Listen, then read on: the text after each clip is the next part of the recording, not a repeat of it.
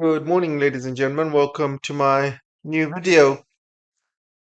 So if you haven't done so already, guys, make sure you join my new channel. Make sure you subscribe to it. The links are on my description. I'm still using this channel because there's still 29,000 subscribers still left on this channel because my new channel has only got about 800 subscribers now. So people are slowly coming through. So I'm gonna kind of swap between the two channels until I get a sufficient number. I'm looking to get at least maybe 3,000 maybe, and then all the new videos are going to be on my new channel. But you can see from the new channel, guys, I'm doing actually quite well. I've got 800 subscribers, but my video is like getting 1,000 views. So it's a very good ratio, you can see. So having a new channel is actually helping. It's actually going to be growing my channel very fast. Anyway, going back to the main story, it's over, guys. Absolutely over. So you can see from this picture, this is not AI, by the way. This is a real picture that was posted, and you can you can see Trump absolutely subservient to President Xi. And also, guys, you know, I think there was a couple of chairs in China, and when President Trump sat down in one of the chairs, he looked so weak and timid compared to President Xi. And he sat down very similar to how von der Leyen sat near Trump. I don't know, guys. I don't know if you guys remember von der Leyen when she went to the White House. Was it the White House or she went somewhere to meet Trump? I think it was the Mar-a-Lago, could have been. And she sat down. She looked so weak and timid, and she looked so scared sitting in front of Trump. And obviously, Trump bullied her into getting some trade deals. So this is the picture, guys. You can see how timid she looks, and Trump is obviously looking at him. He looks very joyful and looks happy he was bullied her, basically. And she came alone as well. When she goes to China, she takes all of her team and she gets all of her team to do the dirty work. They start talking about human rights. They start talking about China's creating too many products. They talk about anything to smear China, basically. And the last few times they went to China to talk about all of these things, they got ushered out. The meeting was basically short, and they all got kicked out the room, and she got sent back home using standard air, going through the standard airport, going through the barrier gates and everything, not VIP, anything like that. So look at the way she's sitting. She looks very weak and timid. Um, and I want to show you the picture of Trump now. Give me a second. They look exactly the same, right? You look at Trump. Trump, you would never see Trump sitting like this in the White House. Looking very weak and timid. And look at the way she is sitting. Very subservient. Very subservient. So it's over, guys. I mean, the thing is, it's a very different trip when Trump went last time to China about 10 years ago. That time, America had all the cards, right? China was very dependent on America. Huawei was dependent on America. They were buying American chips and, well, TSMC chips, but obviously, America has all the say whether TSMC can sell to Huawei or not. And Huawei was also having different parts of their phone business coming from United States as well. And all of China's tech companies, they were all having parts from United States. China at the time didn't really have much of a semiconductor industry. They had SMIC, but back then SMIC was very small compared to now, and they didn't really invest much in their semiconductor industry at the time. So China was very dependent on America at the time. Then Trump came in and started doing all the trade sanctions on China. China was also dependent on American energy. They were buying a lot of energy at the time. They were buying a lot of soybeans and agricultural goods. They were buying a lot from America at the time, guys. They were really dependent 10 years ago. And Trump knew he had all the cards.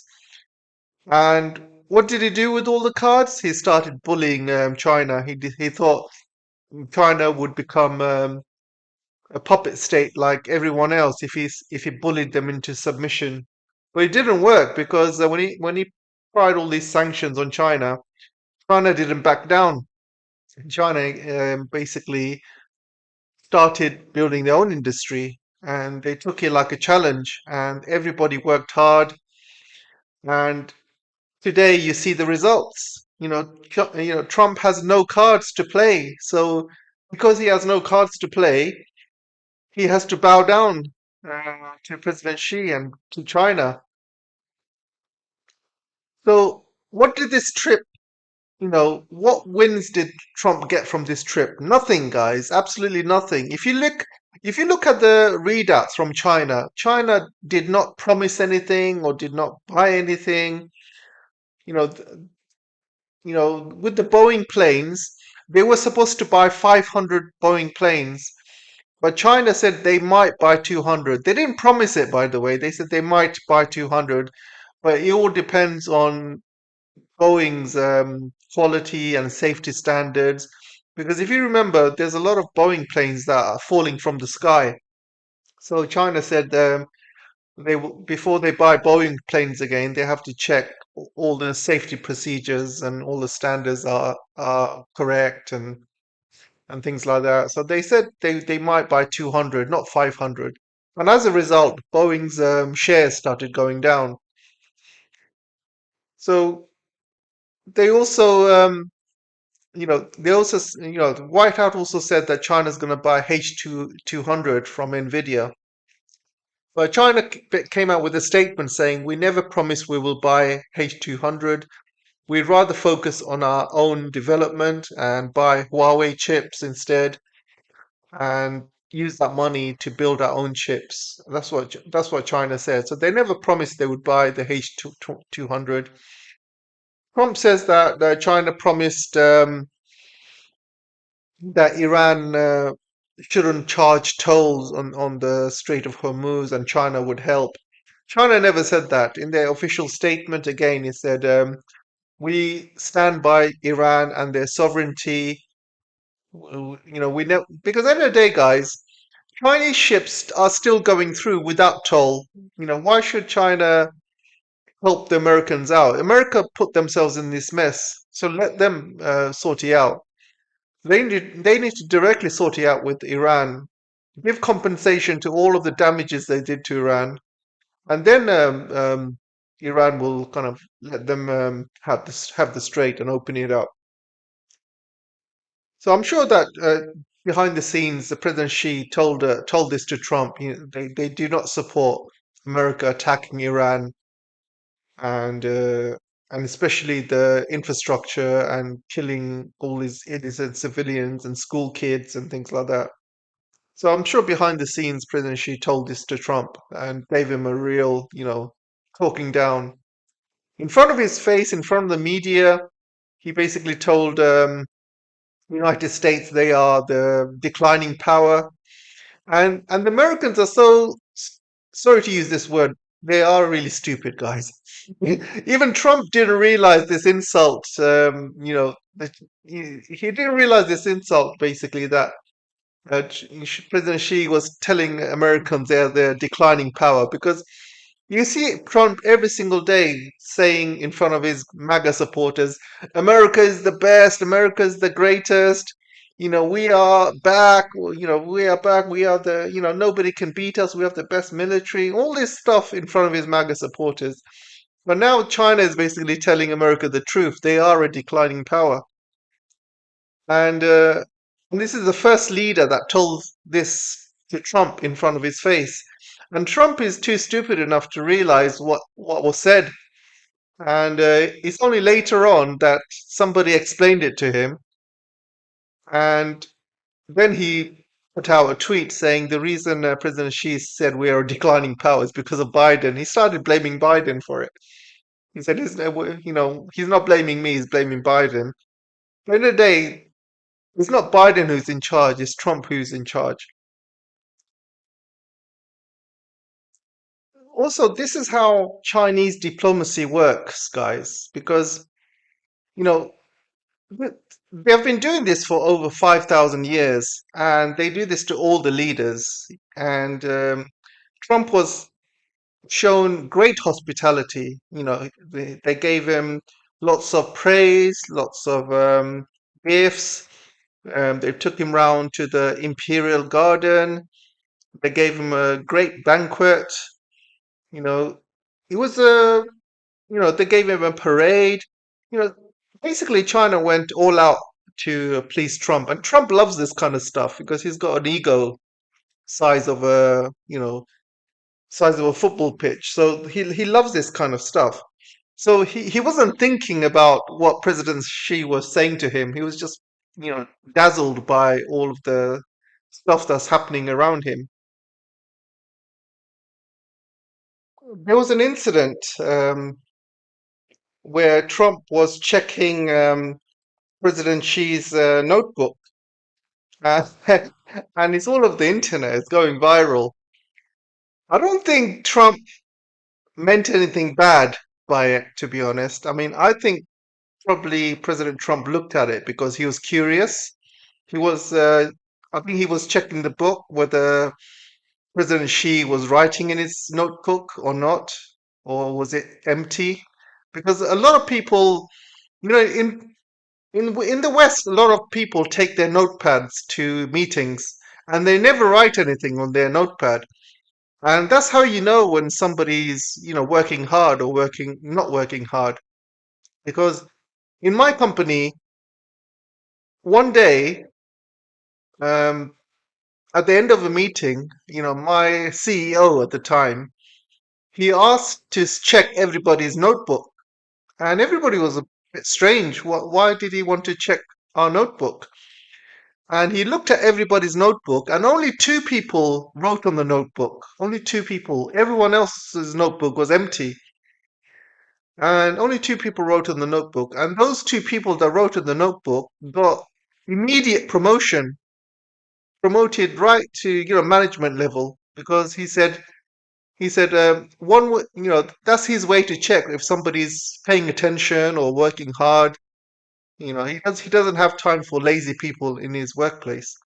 So I think this is what Trump was checking. He was checking if President Xi was actually writing in his notebook or he's just observing. And I think when he checked and he saw that there's Chinese writing in there, I think he was just curious, to be honest, nothing more. This is typical Trump. He does that. This is the kind of thing he normally does. So I wouldn't say he did anything bad. So I think he was just curious. Obviously, he was all dazzled and dazzled by China. And even after when he came back, he said he wants his ballroom to look like the Great Hall in that he went to in China. So he said he wants his ballroom to look like that. So I think he was all dazzled by the experience. He didn't really understand or take in what President Xi was saying to him. And I think, yeah, I think he was just totally, totally dazzled, to be honest. And all of his admin were dazzled as well, including Mark Rubio. He was checking the roof. He was checking the ceiling. He's like, "Oh wow, look at that! Look at that!" He's like a little child. And I think it's like I said, guys, it's very, very different from when Trump went to China in the first time. And now, 10 years is a long time in China. Things have changed a lot in China in 10 years. China is a lot more powerful now, a lot more modern. Infrastructure is a lot more modern. They have a much better military, much better tech. They have a much better standing internationally. So many things have changed in 10 years. Time moves very, very fast when you're in China. It's called It's called Chinatime. Things move very, very fast in China, and I think Trump was very, very shocked. And I think Trump is shocked even more because only a few months ago he was listening to Gordon Chang. Part of his team is Peter Navarro, and Peter Navarro wrote a book based on Gordon Chang, and they got Gordon Chang's advice when he placed all these tariffs on China, the 145% tariffs. It was all Navarro and Gordon Chang giving Trump advice. They said that if Trump puts 145% tariffs on China, China would collapse. That's what they said.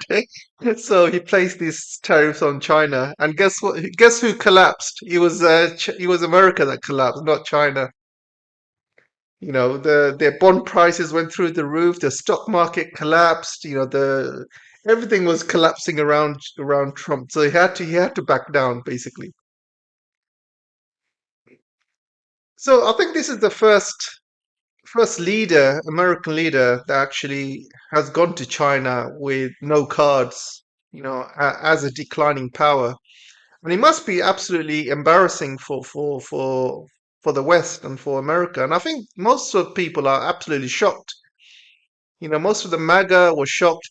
And it's shocking because Trump, in his first term and in his second term, he made it clear that China was the enemy. If you guys remember, he would stand up on stage and say things like, China is eating our lunch. China, is ripping us off. They've been ripping us off for years. I'm going to put a stop to it.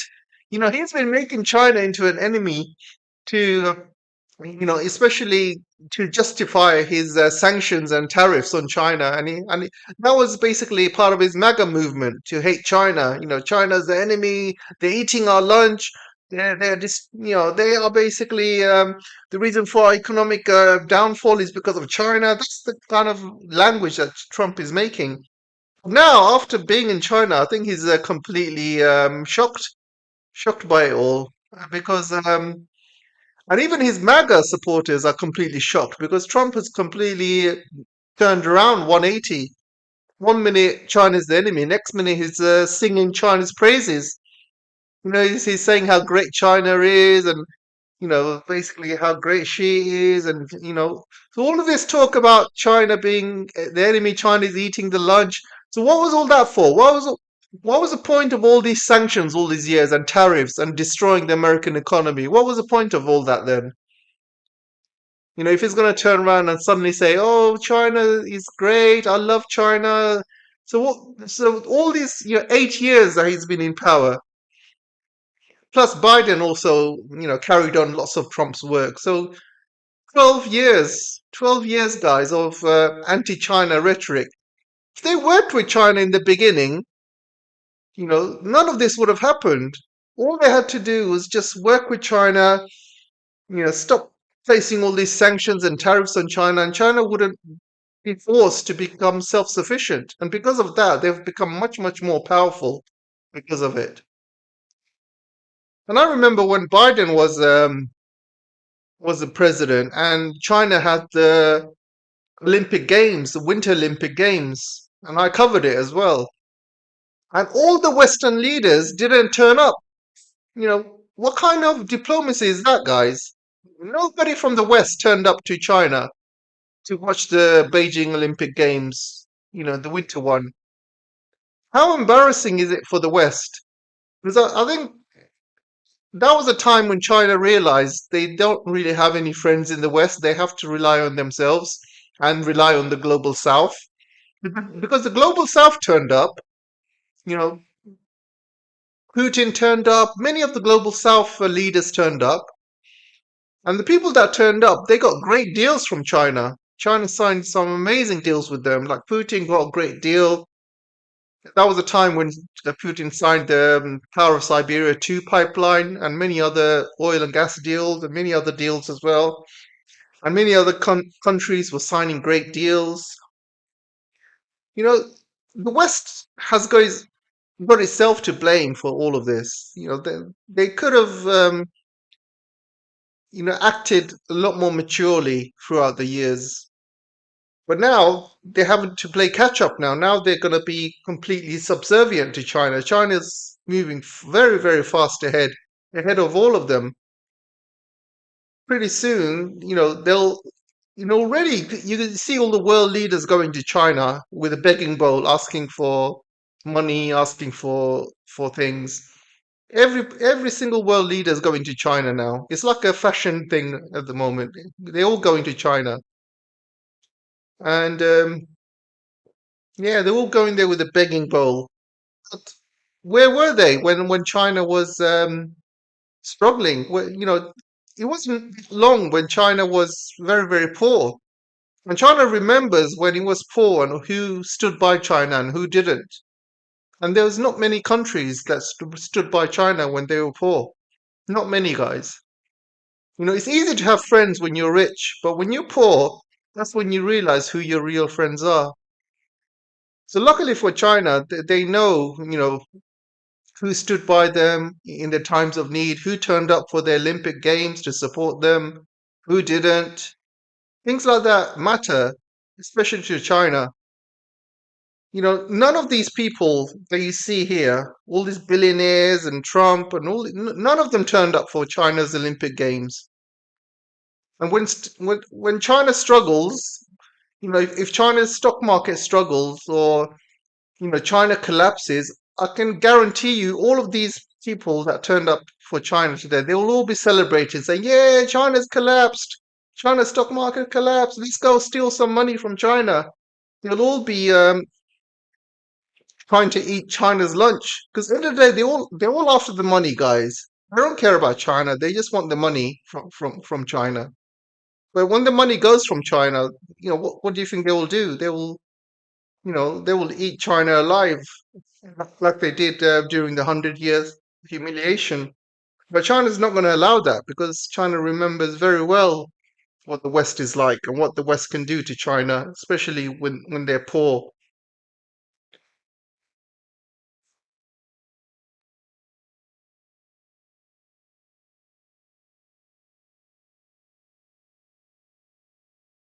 So remember the date, guys. 15th of May 2026.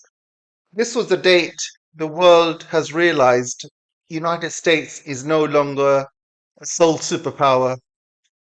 Now there are two superpowers, side by side, and China is very, very fast, steaming ahead of United States. Very, very fast, leaving them very fast behind. And it's their own fault, guys. It is all their own fault. You know, all of these wars that United States did in the last 100 years or so, most of them were over nothing, guys. Vietnam War over nothing, the war in Korea over nothing. It was all, they should have just left it alone. Korean people would have easily sorted out their differences by themselves. Same exactly what's happened with Vietnam. The Vietnam people after the war, managed to sort things out. And now look at Vietnam. They're thriving. Amazing country they've become now. So many wars in the Middle East. What for, guys? Over nothing. All these wars has caused refugees to flood into Europe. And then America has spent endless money in the Middle East. All they had to do was force Israel to do a peace deal with the Palestinians. And there's a UN charter with in 1967. These were borders that were UN approved borders that were agreed upon. All America had to do was force Israel to stick to those 1967 borders that everyone agreed to internationally. And they could have avoided all these wars in the Middle East, guys. All of them they could have avoided. It's crazy. How much money has America spent on the Middle East? Trillions. 8 trillion in Iraq and Afghanistan alone. I mean, these are official figures. God knows how much they've spent in Iran. God knows how much they've spent toppling Syria. God knows how much they've spent attacking Libya, and all the military bases in the Middle East, and all the bribes, and all the you know, and plus all the refugees that flooded into Europe. I mean, it's cost.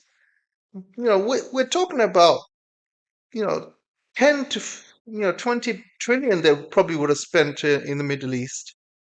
They should have just left that region alone, forced Israel to have a peace deal with Palestinians, and then that region would have been in peace, and stop selling weapons to Israel. If they forced stop selling weapons to Israel, Israel would have been forced to make peace with his neighbors. The fact that America has, endlessly given weapons to Israel, and Israel, because they've got all these weapons and they've got the backing of the United States, they've been given the impunity to do whatever they want. And Israel doesn't want to stop in Palestine. You can see they want a greater Israel project. They want all of the Middle East. They want all that oil. They want to be a superpower. So it's not just that, guys. They've weaponized the dollar. They've weaponized tariff and sanctions. They've been sanctioning poor countries. They've been, for over nothing. They've been sanctioning, how many countries do you know that America has sanctions on? Over 150 countries they've got sanctions on. Maybe more, but, they've been tariffing all these countries, sanctioning so many countries if they don't like them, or if these countries, don't agree with the United States, or if Trump doesn't like them, they'll sanction them. So they've sanctioned the dollar, they've abused their power, guys. And they've abused human rights as well. There was a time when America was, the beacon of human rights and freedom and justice around the world. All of that is gone. They've just weaponized human rights. They allow Israel to do whatever they want, do a mass GEN. You know what I'm talking about. No, I can't say the word, by the way, because of YouTube. And then they blame China for having a GEN in China, which is fake, obviously. Everyone knows it's fake, by the way. Everyone knows there's nothing like that happening in China. It's all media pushing fake stories to paint China badly. And I've been saying that from day one. And only a few people that have been on YouTube and they've been saying it, but mainstream media have been going along with it. So they've been weaponizing human rights. They've been weaponizing the dollar. They have been absolutely evil around. They've allowed Israel to do whatever they want, killing women and children. They've abused their power, guys. Absolutely abused their power. Nobody deserves that kind of power if you're going to abuse it. If you have that soul, if you're a soul superpower and you don't follow through on, justice and human rights around the world, and be consistent, then you don't deserve to be a sole superpower. So it's their own fault, guys. Absolutely their own fault. And I remember even when Nixon went to China at the time, even at the time, Nixon still had the upper hand, and America was a great power back then. America was different back then as well. I think, it was a very, very different country. They weren't really, Congress wasn't taken over by Zios and stuff like that. There was no APAC, or there was an APAC, but it's not as powerful as it is today. So yeah, America was a different country back then. Even when Nixon came into China at the time, and yeah, I think that was real diplomacy, guys. That was real diplomacy. And even back then, you had Henry Kissinger, I believe, and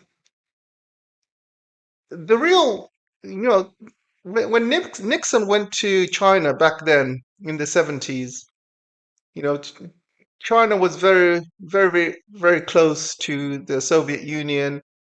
And obviously, China had a few disagreements with the Soviet Union at the time as well. And America went to China because their enemy was Soviet Union, and they pulled off a great diplomatic win. They managed to get China on their side. That is real diplomacy, guys. That is real diplomacy. You had Nixon, you had obviously Henry Kissinger doing his part as well. So they basically got China on America's side. They promised China that they would help them join the World Trade Organization, and they will send American businesses to China and to set up factories and all of that. That was a huge win. That was a huge, win back in the day. And when Nixon went to China, it created real results. You know, it changed the world. But Trump going to China, on the 15th, changed nothing, guys. He got nothing from China.